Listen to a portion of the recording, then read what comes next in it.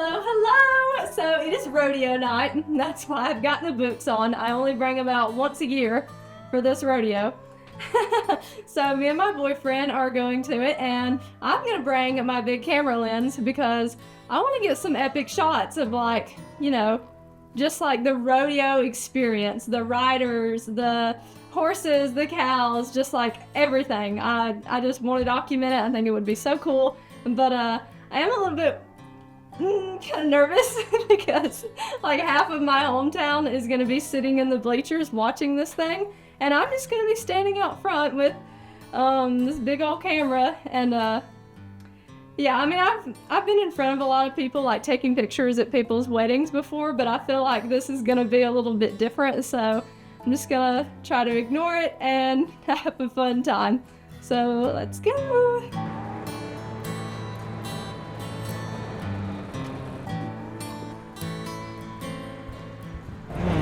They had a 40-minute wait, so we're going somewhere else. No bueno. Where are we going now? Hold on, let me think about this. Thank you for choosing Jack. This book will get started for you. Give me just 1 second, I'm not quite sure. Alright, just let me know when you're ready. Okie dokie, I will.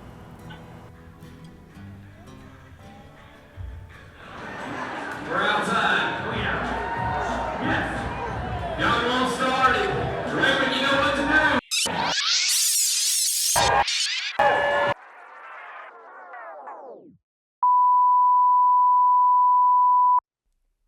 I couldn't do it.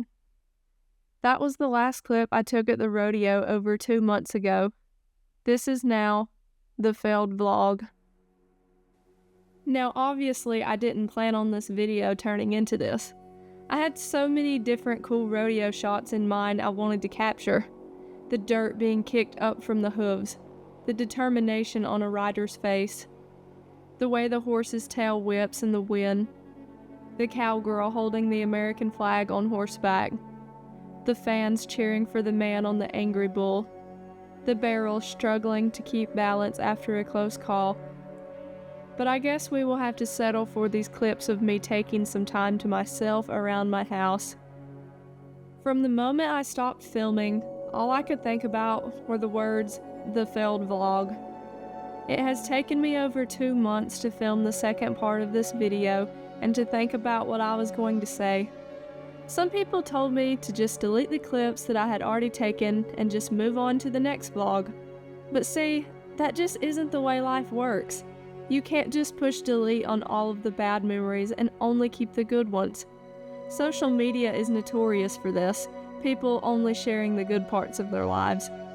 I'm not here to pretend to be perfect and only show the good parts of my life. My YouTube channel is about documenting my life, and my life, just like everyone else's outside of social media, contains good days and bad days. What I'm about to talk about is something in my life that isn't the perfection you may see on social media, it's real life. That night at the rodeo, my mind took control and ruined the evening.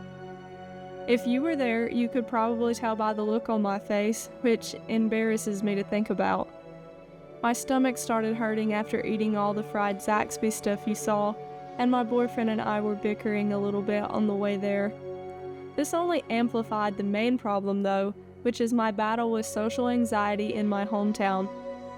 If I had to explain social anxiety for me, it's avoiding eye contact at all costs, constantly feeling like you're being watched and criticized, not doing anything that would draw attention to you, overthinking every little thing you do, and being afraid to say or do anything at all that could even in the slightest way offend someone.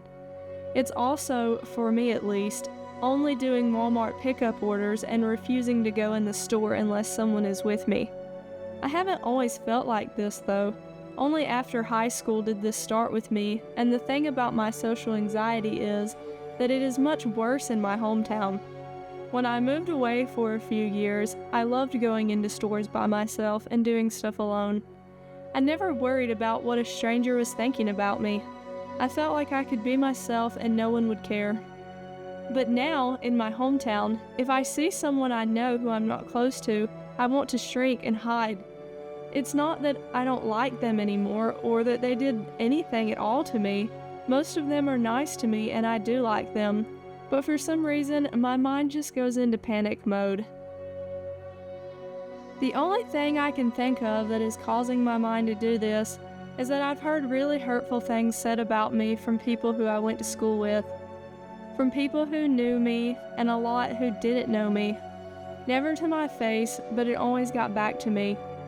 I feel like my mind goes into panic mode now because it automatically assumes that if someone sees me and they know me, they're gonna talk about me.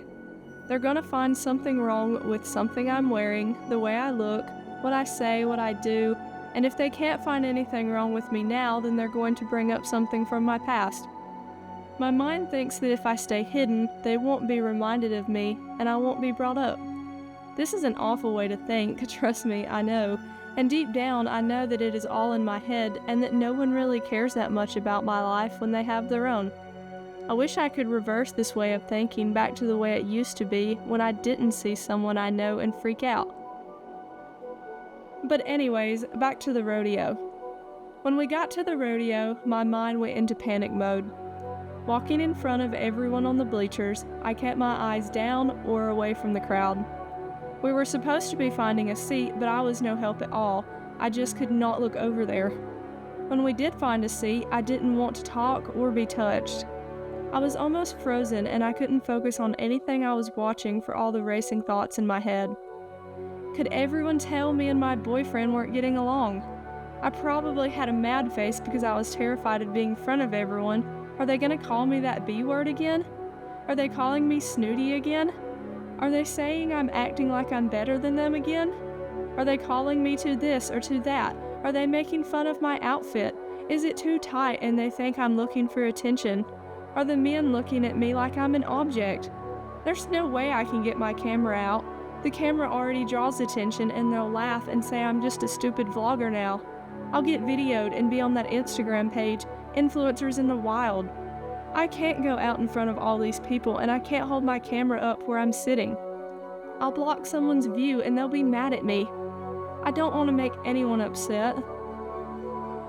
As you can tell, I wanted to be anywhere but there, and eventually I couldn't take it anymore, and I hid in the bathroom until it was over.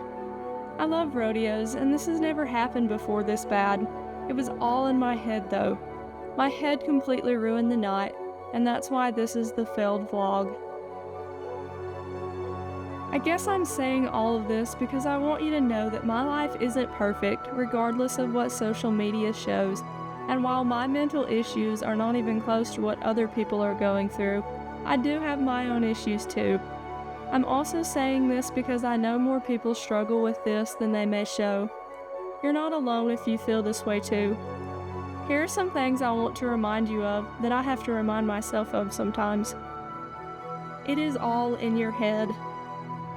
Most people are not talking about you, and if they are, it isn't always negative, it could be positive. But if they are talking about you negatively, that doesn't mean it's true. You are not who the negative people say you are. Be kind to yourself and others, even if they said mean things that you don't understand. Again, I repeat, this is all in your head and you should talk to someone about it and ask for help. If you hear something mean about you because of your faith, just remember, if the world hates you, know that it has hated me before it hated you. John chapter 15 verse 18. 1 Peter chapter 5 verse 7 says to cast all of your anxiety on him because he cares for you. And lastly, and most importantly of all, God loves you and has a purpose for your life, no matter what your mind is telling you.